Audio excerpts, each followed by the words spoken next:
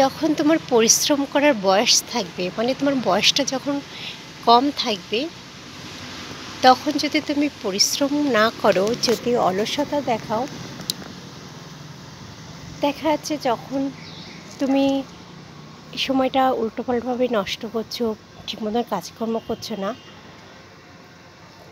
তো দেখবে এর ফলটা তুমি বৃদ্ধ বয়সে পাবে।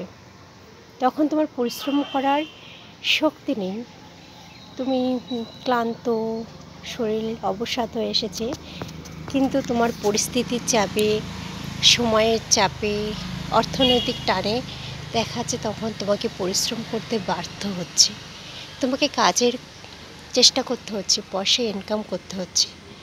তো তার জন্য পরিশ্রম করার সময় একদম সময় নষ্ট করবে না, টানা পরিশ্রম করবে, পয়সা উপার্জন করবে। তাহলে দেখবে বৃদ্ধ বয়সে ঠিক তুমি আরামের সময়টা কাটাতে পারবে। ঠিক আছে।